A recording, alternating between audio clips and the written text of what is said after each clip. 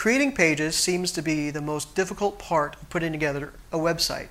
Throughout the years, we have found that creating the content for these pages is the most time-consuming and most difficult part for the staff as well as us. But we have, over the years, learned and heard from many of our clients and have tried to streamline the process as easy as we can. The first thing that we want to do is just create the names of the pages. We're not worried about the content just yet. All we want to do is create the names for the pages. We'll worry about the content just a little bit later. And anything that we do now can be changed. Pages can be added. Pages can be deleted later. Pages can also be renamed later as well. So whatever we do is not permanent, but just gives us a good foundation as we begin to build your website. Included in the PDF is some standard web page layouts. You should be able to see them, and this really helps get the ball rolling and gives you some ideas of what you can do or what pages you can have for your website. We recommend that you use and edit off of these pages versus trying to start from scratch. If you want to start from scratch, you can. Also, we included a piece of paper with the graphs that you need to help create your own. So feel free to edit, change, and add as many pages as you want. Now, if you have the standard website, you are given the home page plus 5 other pages. But for those who had ordered the unlimited pages, the sky is the limit. Now, if you notice, we have the home page up here at the very top.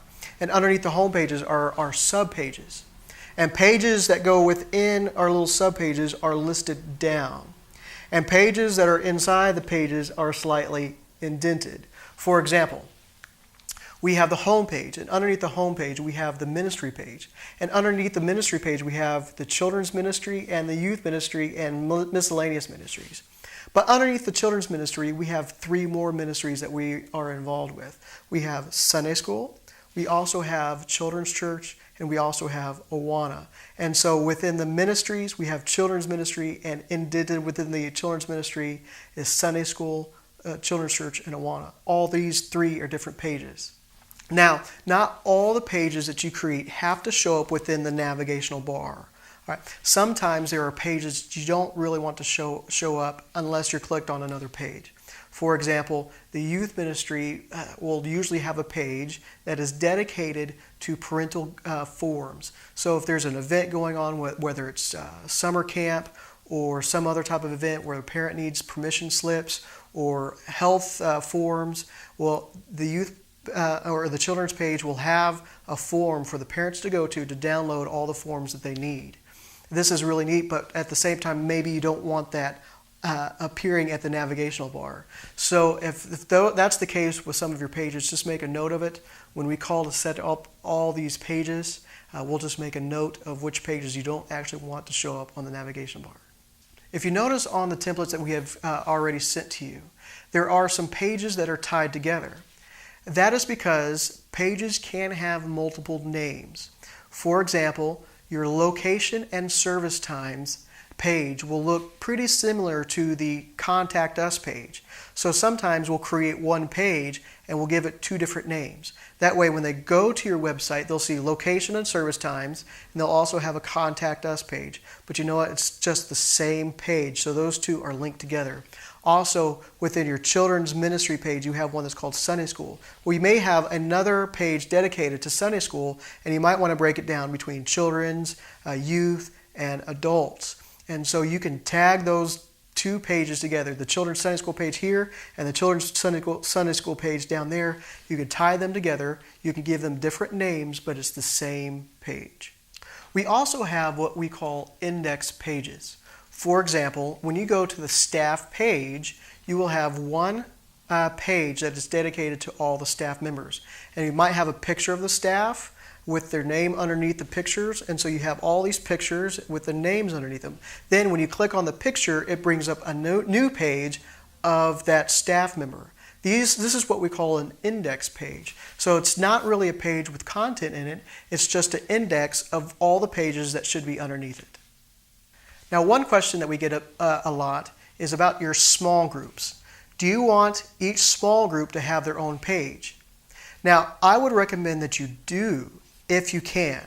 And the reason why is because people want to see pictures and know what's going on with each small group. If you just have a list of all your small groups and say young adults meet at this time at this location, well, that doesn't give a lot of information about what the small group is. And the most tricky one is the young adults. What is young adults? Are young adults the college-age kids? Is it the young married kid with kids? Is it the 40-year-olds who've never changed their class name to not young adults anymore?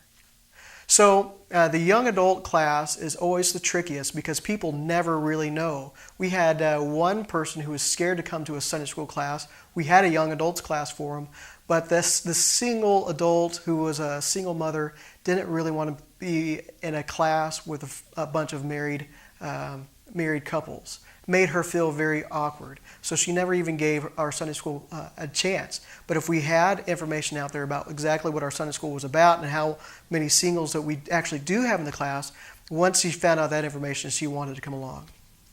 But the problem is with having a Sunday school class with each individual pages is Sunday school classes change. Teachers come and go. Times, locations can sometimes change. The people within the pictures change. Some members come, some members go. You'll see new faces. And so this has to be updated. If you cannot have a system to update these Sunday school classes, then don't do it. Just list everything down on one page. We always recommend that if you don't have a system in place to be able to do this, then don't do it. There's also another thing called events. We like for churches to keep their events online, but if you don't have a system, a dedicated system to be able to get events to be updated on the site, then don't do it. Don't put events on your site if you don't have a system to keep them updated. Get the system working first, then we're going to add the events. Or with your Sunday school classes, get the system set up so that you can keep a quarterly new, fresh pictures updated on the site and information on the site before we touch putting individual pages for each Sunday school class. Otherwise, just make a list. With each ministry, we come along with this as well as the Sunday school classes. With each ministry, a lot of churches want to have a page dedicated for it. Now that's understandable for children's ministries and for youth ministries, but what do you do about the food committee? Does the food or benevolence committee, do they get their own website? Do they get their own web page? And a lot of times we say no to that because there's not enough information to really make a page.